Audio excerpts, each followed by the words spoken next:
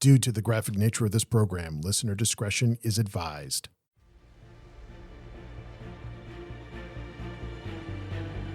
To the west of the great continent of Kern lies the island provinces of Perth, home to brave seafarers, exotic pleasures, storms of swirling magical energy, and cults dedicated to the old gods.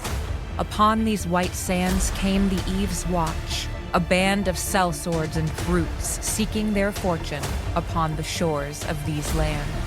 Let me tell you of this age of legends, for I and I alone am keeper of their saga. This is their chronicle.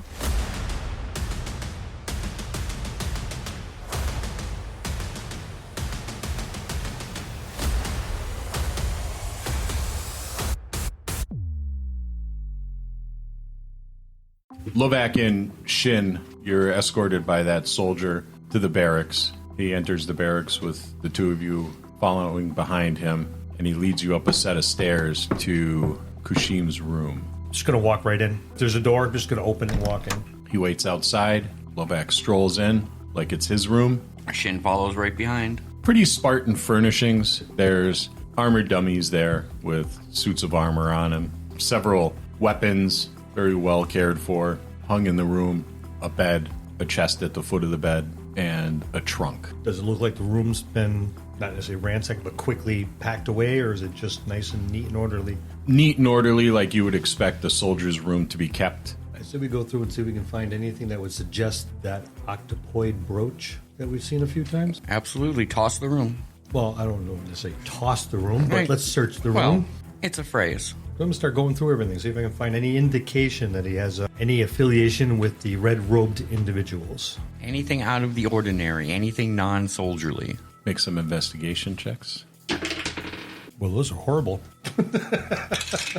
Roll a 1 and a 5. 21? You're going through the trunk at the foot of the bed and the trunk that is elsewhere in the room and the desk. Haven't found anything of real interest. There's very few articles of clothing in the room that is notable. And as Shynn is pacing the room, he steps on a board and the board creaks. The other boards just hear your footsteps from your boots, but this one creaks and dips a little bit when you step on it. So I will take out a dagger and pry up one end of the board. You begin prying up the board, and the board is attached to another board. It's a small 2x2 area. Pick it up by wedging your dagger in there and prying it up, and there's a small recessed cavity under the floorboard. What, pray tell, is inside? Find something interesting? We're about to find out. I'm spending more time looking at the weapons than I am really looking for anything else.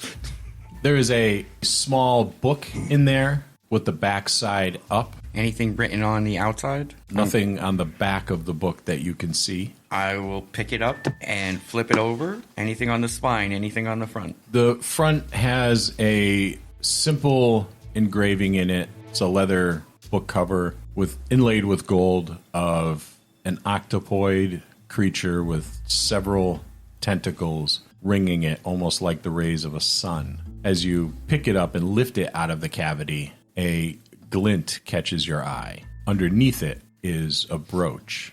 Oh, I pull the brooch out and examine that at the same time. It is the same design as is on the front of the book. Does the book have a latch? No. Then I will randomly pick a page somewhere in the middle and open the book to that page in order to determine what the writing is. It's written in a language you don't recognize. There's some words that look similar to your native tongue, but not entirely the same language. Put them both away for now in a pouch and make sure there's nothing else in there. No false bottoms, no false sides, that kind of stuff. Second search, roll me investigation, Are you going to tell me what you found? 11. reveals nothing. Now I will go over and say, hey, I've got this nice book now and a brooch. We got proof. I'm not going to be as nice and neat anymore. I'm cutting open the mattress. I'm flipping beds. I'm ripping the dresser away from the wall. I am tearing this room apart. I'll take boards off. If anything even seems loose, I'm going to rip them out of the floor, tear them out of the wall, ceiling slats. A proper ransacking. You leave no stone unturned. Investigation, just in case there is something here, would be either a 17 or a 10. As you're going through his room in its entirety, a very intimate and intrusive search of the room, Oh, very intrusive. you find a journal under the bed, tucked up against the trunk that's at the foot of the bed. I'll hand it over to Shynn. Here, I found this, and I'm going to continue my destruction. I will do the same as I've done before. Examine the outside first. It's a simple black leather-bound Pick book. a random page and open it. It is obviously his journal. As you're flipping through the pages, sitting on what's left of his mattress, and the goose down that's all over the room by this time, Falling like snow. stuck to Lovak's armor and cloak, scattered across the floor, stuck to the wall. Shynn sits on what's left of the mattress, and as you're flipping through the pages, a lot of it are journal entries on campaigns he has been on, his day, notes on training for the soldiers, a list of soldiers' names. It's about 25 names long, complete names and rank on it. You know there's far more than 25 soldiers. Question. Yes, The ranked soldier who is outside the door, is his name on that list? it is not. One entry catches your attention, and you continue reading on several more entries after. This is at the very beginning of the journal. It is discussing his affection for the princess and his courtship of the princess, the queen's dismissal of the courtship, and the princess's refusal of his hand in marriage. What are his personal thoughts on his state of being at the end of that series of events? There's a lot that's going on there. There's sadness. You almost feel as though his feelings were hurt. And then the sadness gradually becomes anger. The anger gradually becomes malice towards the princess. And then malice towards the queen. Scanning through the rest of it, is there any point where it seems that the writing style changes? No, it appears as though it is written in the same voice. The style of the writing doesn't change. It's in the common tongue and not Perthan. There is a few mentions of a Mendanach, but not many. That name is not peppered throughout the journal. The name Zayaron appears several times on the last several pages of the journal. There is a sketch, the gem, several sketches of the princess, and there's also mention a ritual, the princess's involvement in the ritual, what her role is, and what the outcome or desired outcome of the ritual is.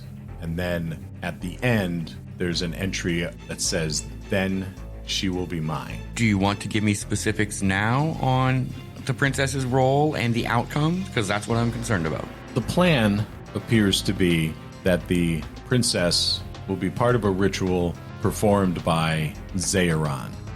Zayaron's name is used interchangeably, it seems, with the sorcerer. The goal of the ritual is to impregnate the princess with the child of the old god Shogoloth, who will become Shogoloth once the child is born. So the child of Shogoloth and Shogoloth in this world are one and the same. He wishes to be a demon's daddy. Okay. Look over my shoulder. Is there anything that has not been destroyed left in the room? No. Ready to go? We need to get this to the queen now. Okay, I'm going to take the best of the swords, the best sword that's in the rack, and just leave the one I took from the soldier earlier. And just replace Kushim's it. weapons are very nice. I doubt his longsword's better than mine, but the second wouldn't hurt. And okay, let's go. And we will beat feet back to the queen and the rest of the party. Am I back with the party? Yes, you meet Lovak and Shynn as the three of you are crossing the palace grounds towards the palace itself. Did you find anything good? Oh, we found some really good stuff. Like what? I will hold up and show you the front of the book. Okay, it's a book. It's got a big octopi on the front. Oh, okay, got it. Anything else? A little brooch that also has an octopi on it. And a journal that shows complacency and a plan to take over the princess let's not mention any of that in front of Jubal, because we have a contract from him, and he's willing to pay for his hand's weight in gems. So if Jubal doesn't know that we're going to take him out anyways, we have a contract on him. Oh, okay.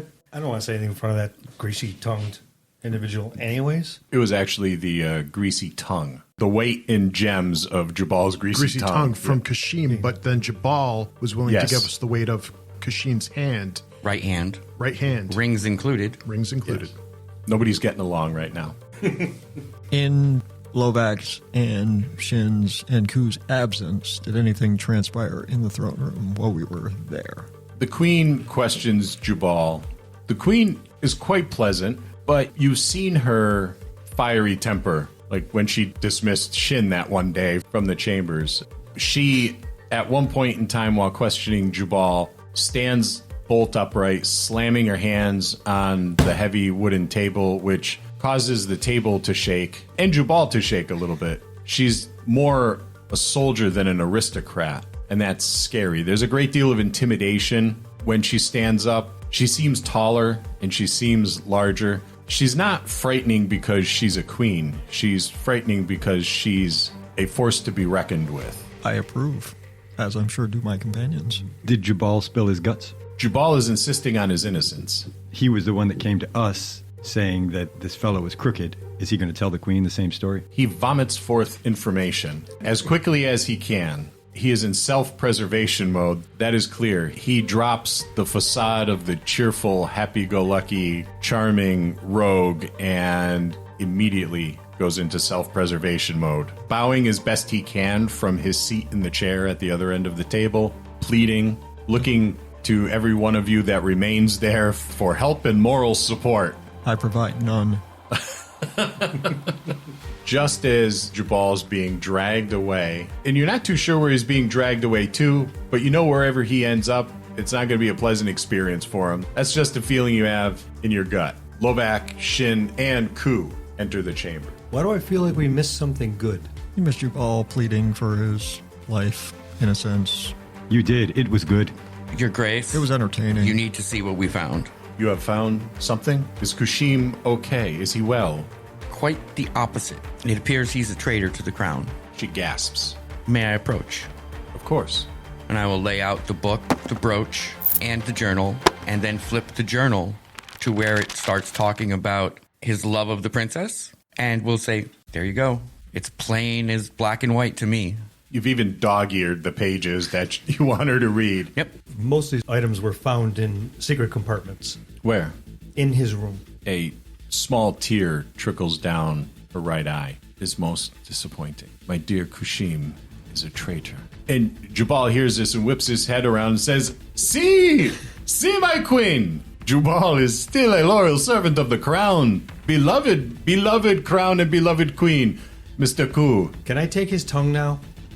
No. Nope, leave his tongue in his head. Mr. Ku, please. But please get him out of here. I address the guards as if I'm ordering them, and then seem to realize myself and pardons my queen. She nods her head towards the guards and they drag him out forcefully. The whole while he's saying, Mr. Ku, my friend, Jubal needs you, please. And you can hear that gradually fading off in the distance as they drag him down the hallway. Why won't you answer me?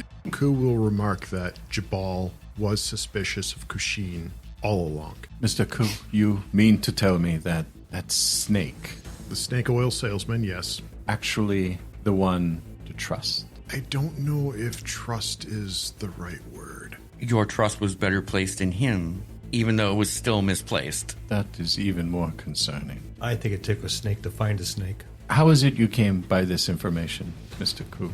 As I was walking out with Jeel to head to Jubal's manor to perform beginning of our operation into the Amendelak's manor, I overheard Kushin and Jubal arguing, and they were basically pointing the finger at each other. And I do not understand how you arrived at this conclusion that Kushim was a traitor. Based on the word of Jubal? Well, I had no concrete evidence, and they were just pointing at each other, and now it appears we have concrete evidence. Ah, I see. The course of action. clear to me now. Sad. A modification of our contract is necessary. If, of course, you are willing to take on an additional... Let us negotiate. Bring me the head of Kushim. Compensate you. To go, what do you believe would be a handsome enough payment for this? We seem to have established that about 10,000 gold is the price of a head. Potentially have that in gems. Transporting 10,000 gold coins is quite heavy. Of course. Platinum. Gems are good. Gentlemen, the hunt is on. Indeed, the hunt is on, the queen says. Must ask you to leave immediately. What time of day is it currently? It's late afternoon. The sun is about to set. Are the horses saddled? I will see that they are. Shall we gather our stuff and leave? There's a princess to be saved. So, we're on an island. And is there a route by boat which could shorten our trip? Going into the jungle at night might be more treacherous. You would have to traverse the jungles anyway to get to Zaeron's lair. I think, though haste is of the utmost importance, I feel like venturing into an unknown jungle at night is probably not the best idea. It also seems Kushin, as much as he might have broken the queen's trust, he will not harm the princess. And he will see that no harm comes to her, He does have roughly half a day's lead on us. at least. The queen holds up the journal and says, "My daughter's safety is at risk, but the presence, an old god in Hymuran places everyone at risk." Definitely something you don't want to be the grandmother to. We need to leave immediately. Yes, we do. Yes, we do. Okay. It's only the dark. I'm not afraid of the dark. I was just... It's what lives in the dark. I will see that appropriate provisions are provided for you. My grace, there was mention of an experienced jungle guide when we first negotiated this. Can we make that person available post-haste? Of course. Thank you. Yes, that would be helpful. I have some questions for him as well. If it's possible, may we retain our guard? Just the one. I cannot allow that right now. I'm afraid. Too bad. I now trust him. Your Grace, just one further thing, and I placed the 5 heavy books. I had placed them on the table previously, but I kind of pushed them towards her. These are found in Amendinak's library. They contain pictures and which could be ritualistic in nature. I did not have time to study them, but perhaps put these in front of your scholars. Perhaps contained, there may be more information that helps you to determine the purpose of that book. I thank you, Mr. Moulet.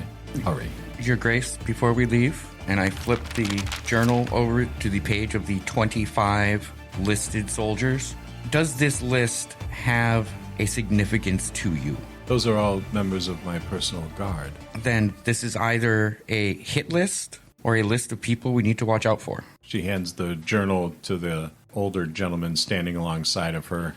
He nods. May your Grace be safe for our return, because we will return. Thank you. And you are shown out.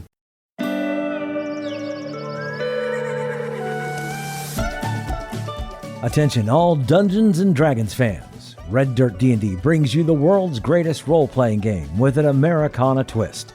Join a cast of characters like Jaska, a Yodi Ranger. I don't know much about the Knolls, but if you greet people with a smile and just be calm and courteous, everybody will be willing to listen. Beatrix, a Tabaxi Rogue. Hey, y'all, this looks like a rug made out of astroturf. Blackjack, a Jackalope Folk Warlock.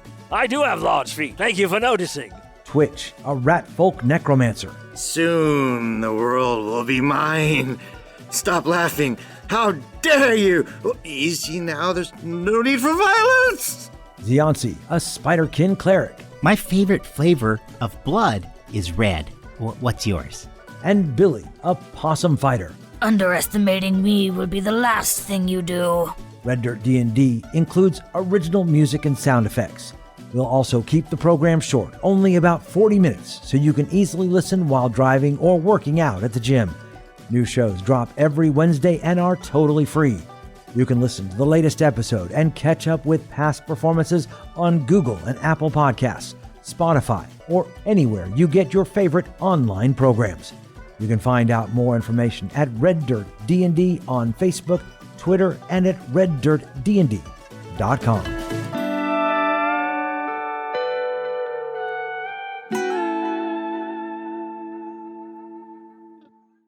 Back to your quarters on the palace grounds. Moments after your arrival, once your personal belongings are packed up, horses arrive at your front door. The reins are handed to each one of you, and you're told They won't get you far into the jungle, I'm afraid. But they'll get us out of the city in a hurry. That they will. Who am I riding with, or am I provided a dog? You can ride with me like you have in the past. Okay. And our guide is there as well. He is not. Where is the guide we were promised? Waiting for you at the gate. Okay. I mount up. Put your gear on your horses, head towards the palace gate. There is a very sturdy-looking and unimpressed Karuvaran standing alongside a stout pony. He's got a long red beard, his hair is in long red braids, and it's streaked with silver, covered in wrinkles. He looks like Tommy Lee Jones. Kind of craggy looking. He's been outdoors a lot, you can tell. He's a deep, deep brown color. He's wearing a wide-brimmed hat. Flicks the front of his hat up, looks you up and down, shrugs his shoulders, mounts his pony, and says, I guess you'll do. Come! And he starts out the gate. Follow him. He doesn't say anything, but he picks up the pace, assuming that you'll do as well, and you race through the city streets and out the eastern gate. After a few hours' ride, it begins to get very, very dark. Fortunately, the moon is full, very ominous. It's almost a blood red color. You notice Shynn continuously looking up at this blood red moon, and he'll stare for quite a long period of time before he shakes his head and begins to fall back in line with the rest of you. When those first few hours pass by, your Karuvaran guide stops, dismounts, ties his pony up to a tree. No more riding. Stop, dismount, gather my gear, tie off my horse. Jeel do the same, and he'll pull out his orbit direction just to see what the heading is that we're going. You've been traveling eastward for a while. The guide points his finger northeast, takes a really stout walking stick off his pony, and begins to walk into the jungle. Keep up. Tuco says, hold on a second here. Now, I don't know your name. I don't know nothing You about didn't ask. I'm asking you now. What's your name, sir? You could call me Tak. Do you even know where we're going? I've got an idea. You know we're going to the keep of Zayron, right? Okay, you know where that is? I don't know where it is. Okay. I know where it may be. How long do you think the trip would take for us to get there on foot? For us, probably far longer than I have the patience for. For me, about 2/3 less the time than when I'm dragging a bunch of heel stompers along behind me. I don't want to tie this horse up to the tree and have it starve to death. It'll be fine. There's plenty around for it to eat. It won't eat anything poisonous. Yours might, but mine won't. That's all I really care about. Now, you've been out here before. You got any tips? Should we be putting on some sort of bug juice? Help me understand what we're about to walk into a little bit. Tip number 1, shut up and listen to me.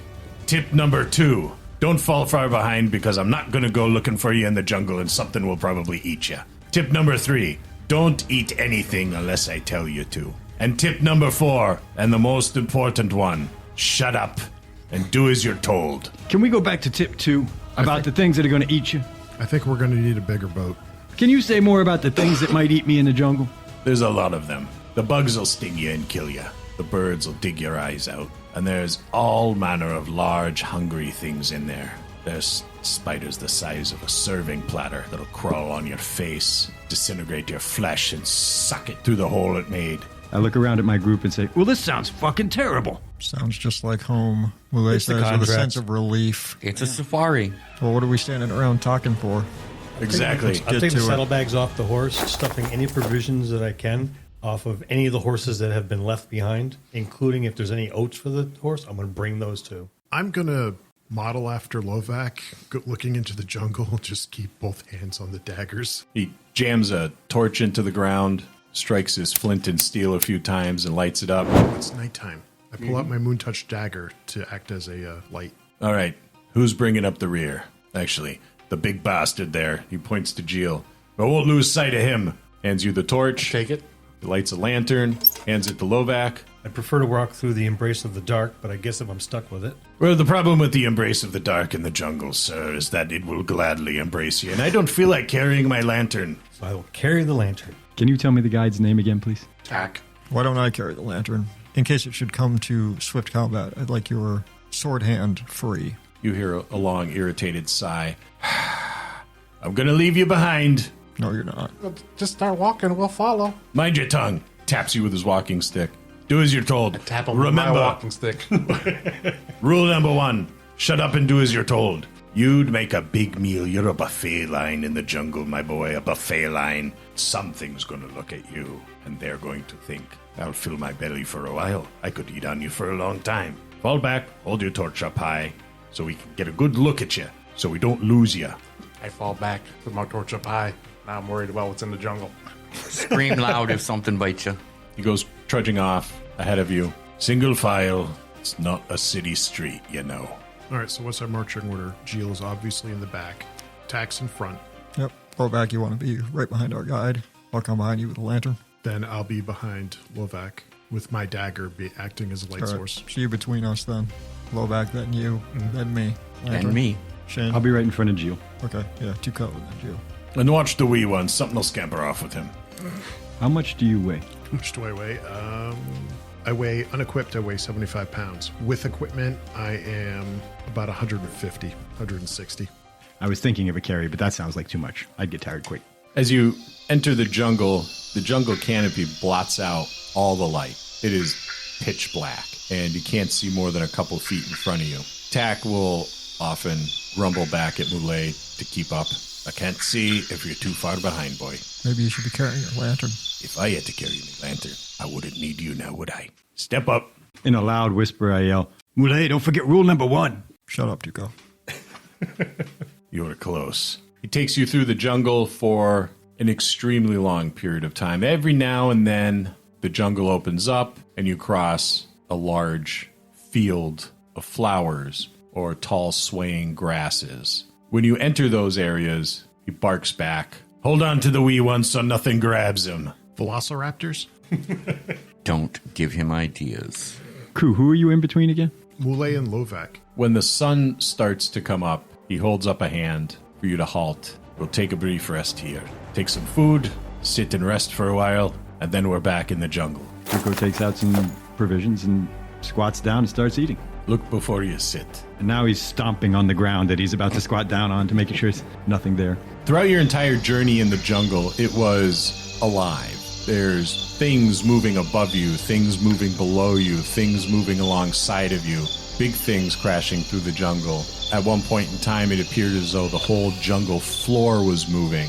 Jeel, when you lower your torch, you see countless ants patrolling the jungle floor, each one of them carrying a fragment of a leaf.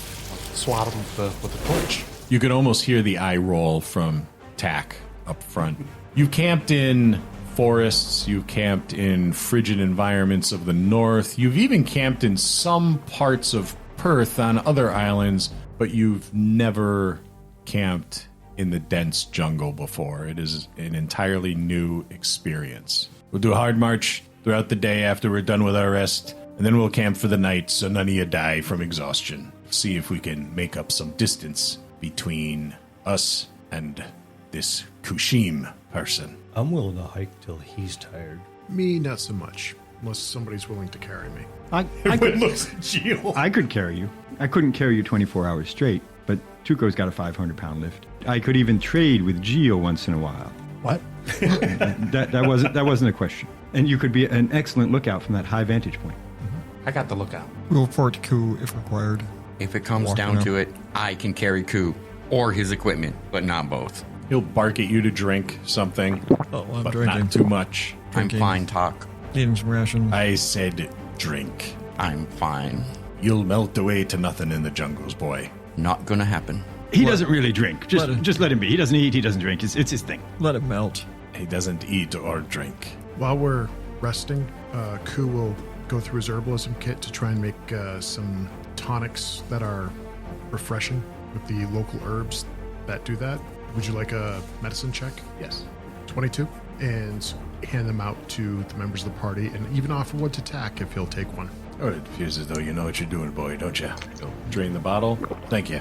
You're welcome. So, you know a thing or two about plants, do you? I do. Takes a small journal out. There's some sketches in it, and he points to a few pictures of plants. Go find me a good handful of each of those. Cool. Make his way out. Don't stray too far. Something will eat you. Tuco, come with me. Yeah, sure. What are we doing? We're looking for plants, herbs. Yeah, awesome. Let's do it. While they're out on the hunt for herbs and plants, he barks at you again. Eat. Like he has to tell Jeel Does that have to or be Lovak. Hey, you want some oats? Take some of the oats. Yeah, I'll take some. Chew. The horses don't eat them. Chew thoughtfully. Don't eat too much. You'll be sick on this hike. Just enough. Yeah, Jeel.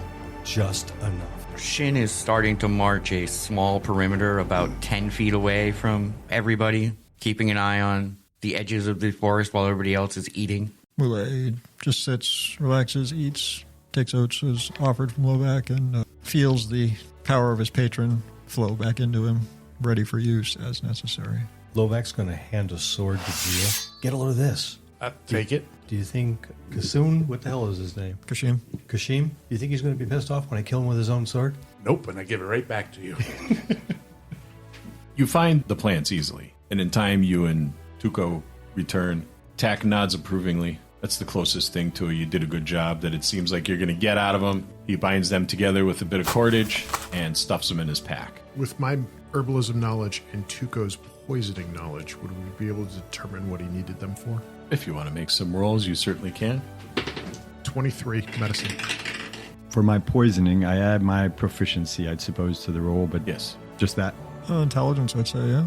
Intelligence. So 13. Trying to figure it out. I think intelligence. Yeah. Well, investigation, medicine, survival, investigation. nature. Oh, and all of those. Let's see. Yeah. Survival would work Whatever's well. the best. So that makes it 14. Survival. As far as medicinal properties go, there's a couple in there that you recognize that have medicinal properties. The rest of them you're not too sure. It doesn't look like he's making medicine out of them. You, on the other hand, Tuco, you've noticed that some of these are toxic when ingested, but it doesn't look like he's making a poison. Your best guess would be a smudge of some type to burn, perhaps to keep insects away. And I would share that with Ku. Maybe he's making like a smoke for the bugs. That's what it looks like to me. Your first night of trekking through the jungle was miserable. It was still humid. It was hot. It was taxing. It seemed like everything was uphill, even when you were walking through the fields. It was exhausting. There were a lot of obstacles, roots crawling into the path that you had to watch your step on. But probably the worst was the constant harrying of you by stinging, buzzing insects, mosquitoes, and ants that would crawl up your boots onto your pants and nip at you. It was miserable. Sleeping, you think, must be awful. But we were provided mosquito nets and things to ward off bugs. You weren't given any bedrolls. You were provided with fishing nets, is the best that most of you could come up with. Each one of you has a bit of netting and the mosquito nets as well. Approximately how big are these nets? The nets are big enough to facilitate a normal-sized large man, greater than 6 feet tall, but not quite as big. Sweet. I've got a hammock.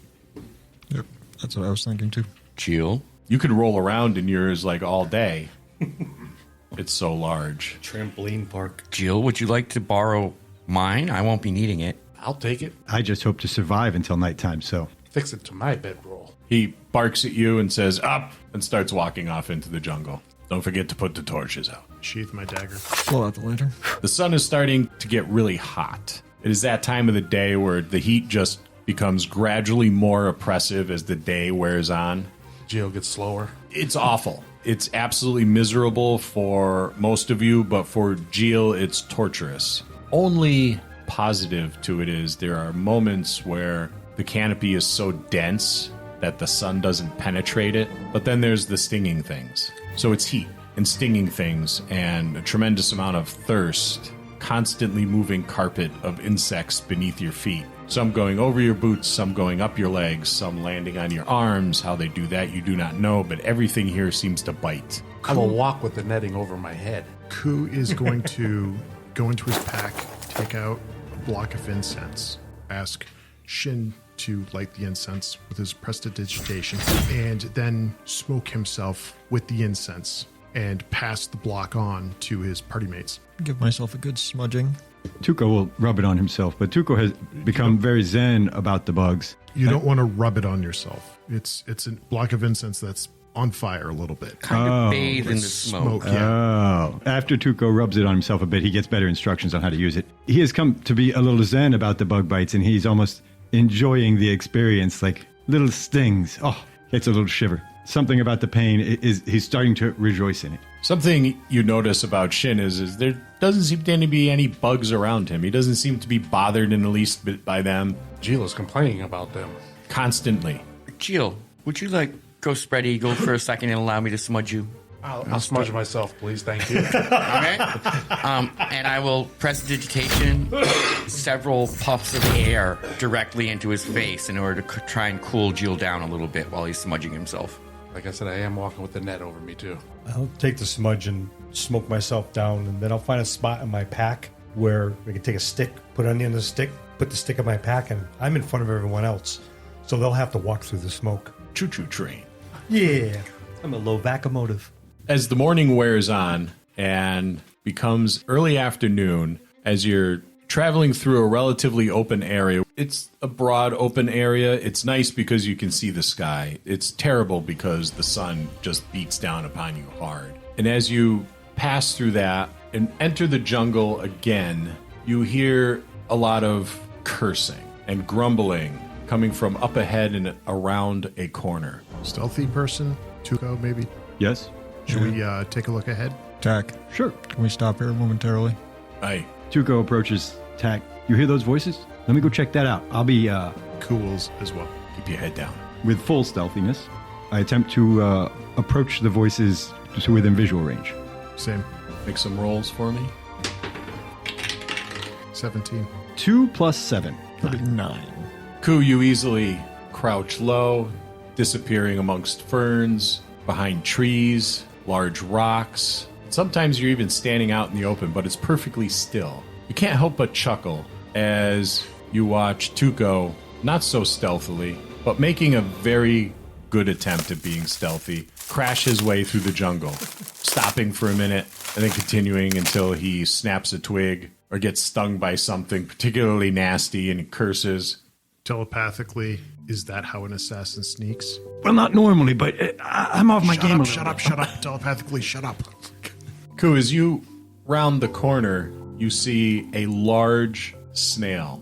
The largest snail you've ever seen. It is of massive proportions. Its shell has several saddlebags, sacks, barrels, pots, pans, and other things attached to it. There is atop it not so much a saddle as it is a almost throne-like chair with cushions, a wine flask dangling from the top of the chair, and a set of reins. On the path, which is quite large, there's all manner of items strewn about. There is a short, stocky goblin dressed in brightly colored clothes, busying himself with picking up all of these items. He's holding in one hand a bag that's got a large hole in it, looking like it was recently torn, and he's cursing. And in between curses, he's carrying on a conversation with someone, but you don't see anybody else there.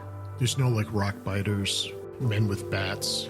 No. Tuco strides out of the jungle confidently and greets him in the goblin language. Hail! Snaps up. Good day, sir. Greetings and salutations. You appear like you could use a hand. It depends on what is being given. Well, the hand to gather your items back up. I can assure you I have no money. I have no gold. I have no items of real value. I have no interest in your equipment, sir. I was just going to help you clean up a little bit. Ah, very well. And so Tuco starts to help him clean up a little bit and starts the conversation. Where you going? Where you coming from? Ku makes his way back to the party and lets them know that it looks like it might be a goblin merchant and that Tuco has taken it upon himself to just go greet the guy. Well, I guess we may as well just continue on up there then. And he's got a giant snail. When I approach and start to help clean up, is there anybody he was talking to? No, there's not. He hands you a large sack so you could put the items in. I'm on my way to Mahz'Shapour. Oh, yeah. I also let the party know that he was talking to somebody that I couldn't see. So I just do small talk with the guy. And where are you heading? We're going deep into the jungle. We're chasing the princess. Ah, I see. A jungle princess. Yes. Ah, the stuffed stories are made of. He reaches into his robes and flips a few pages in a small book and begins to scribble something down. That'll be a good story to tell at the tavern. A jungle princess. Yes. Tale of high adventure. I hear her hair is like long grasses. She must be ugly. And Tuco just continues to talk sort of nonsense. Most women aren't as attractive as goblin women. Goblin women have some measure of attractiveness, even to me. My Bernice. The fangs on her. And so Tuco will ask for more information. Oh, tell me, you have a family, yada, yada, that kind of stuff. And he goes on to discuss having a large litter of children, and they eat, and how expensive they are, how much of his money his mate spends, and how he's got to spend more time traveling. But it's nice to be away from home, because it's loud and it's peaceful in the jungle. You travel through the jungle alone? My trusted companion is with me at all times. Do I see him wave at the snail? Yeah. Well, I saw one of those snails in action in the city. Sturdy beast, isn't it? Indeed. And one of the few beasts that can actually traverse the jungle pathway effectively. Do you not fear for your safety here in the wilds? We don't see many highwaymen in the jungle. Oh, I wasn't thinking men, more beasts and bugs and nasties. One would think that a goblin would be a nice meal. Would they not? Oddly enough, snails are a fine deterrent to predators. Really? Oh. That's fascinating. It's difficult to eat. And so the predators just leave you alone as long as you're, what do you mount it? My chair up there, it's a rather comfortable ride. I wish I had known this days ago. But it does seem to go at a snail's pace. Yes, it does. But one does not want to travel too swiftly through the jungle, break an ankle. Wise words. Wise words. One must take their time navigating these jungle pathways. Trust you're going to go further.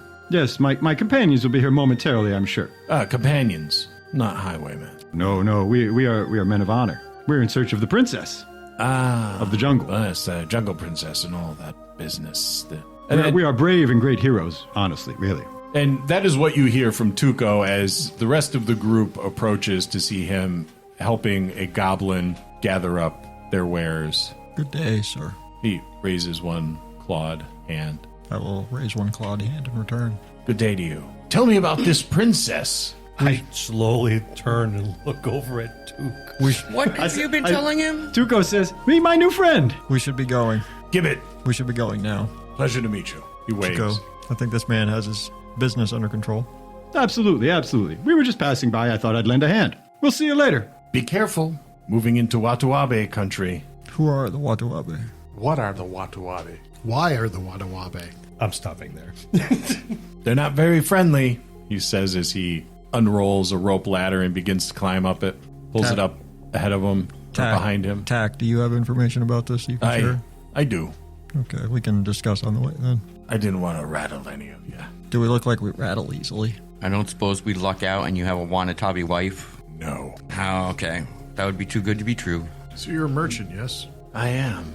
Anybody in particular you're going to see in the city? The entire population. The bazaar is a good place for a merchant to be. What this are you time selling? of year? I sell everything. The finest of cookwares, cures for poisons, and ailments. Rub a little of this on your head, sir, and you might grow a little bit more hair. If you've got digestion problems, this will take care of them.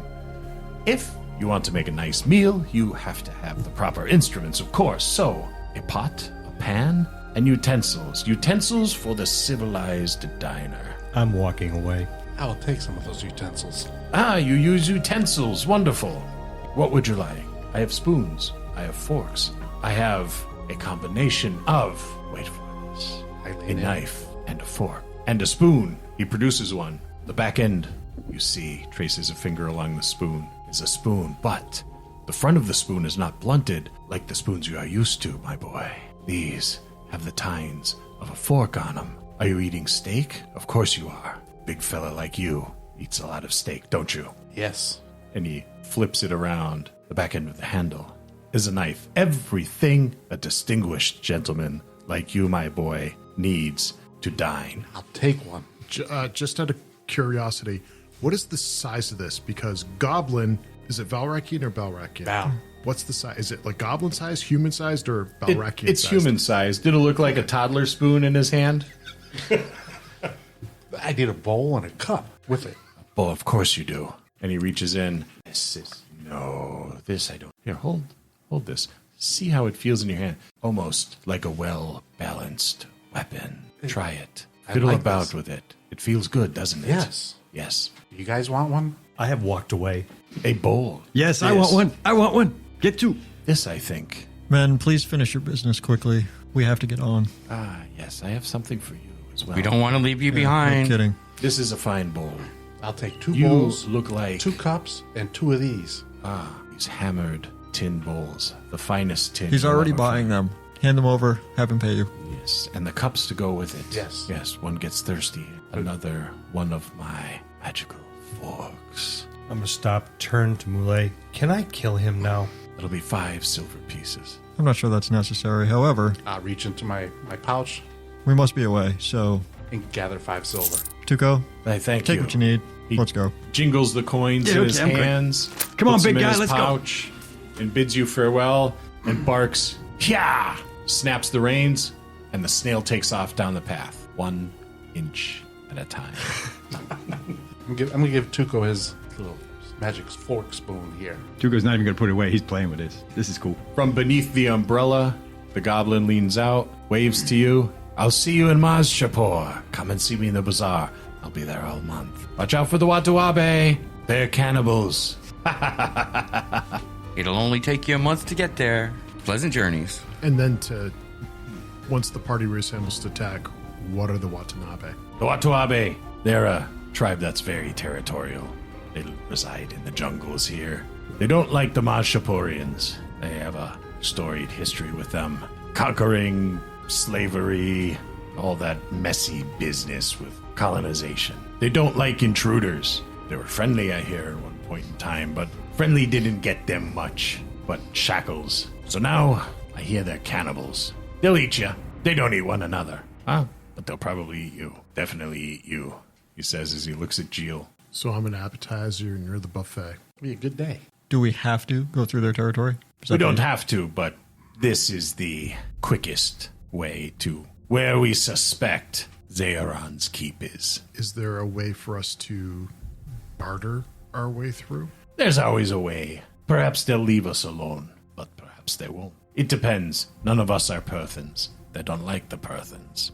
The fact that none of us are, that may be to our benefit. And the Perthans might be grateful if the Watanabe were to suddenly die off. What do you mean die off? What are you talking about over there? Is the assassin really asking me that? Well, if we haven't got time to talk to the snail guy, how have we got time to kill an entire village?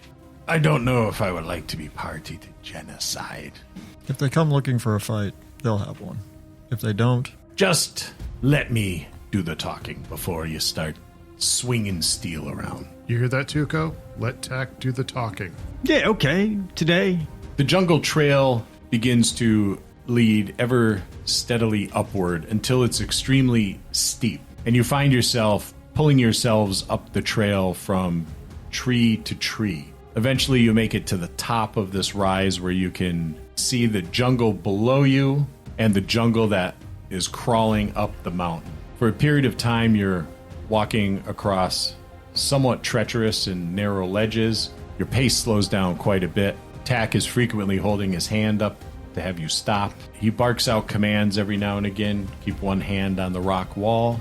And after a few hours of treacherous travel, you enter into the jungle yet again. Late afternoon, Tak holds up a hand, commanding you to stop, and says, "Shh, scan the forest, but don't make direct eye contact if you see anything. Understand?"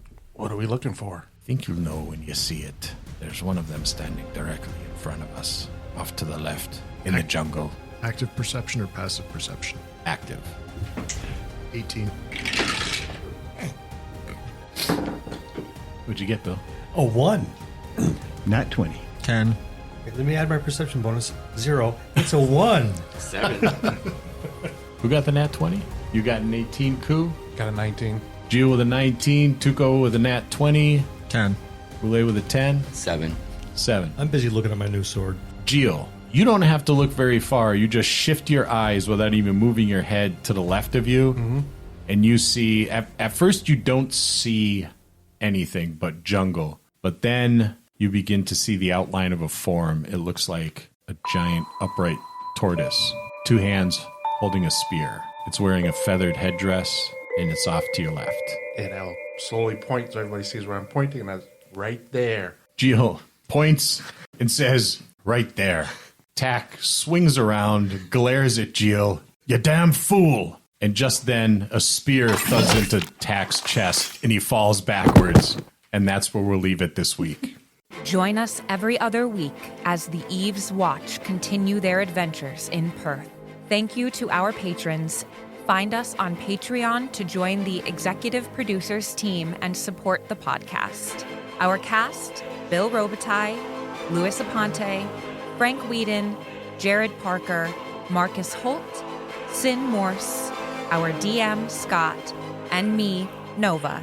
Thank you, our listeners, for joining us every other week.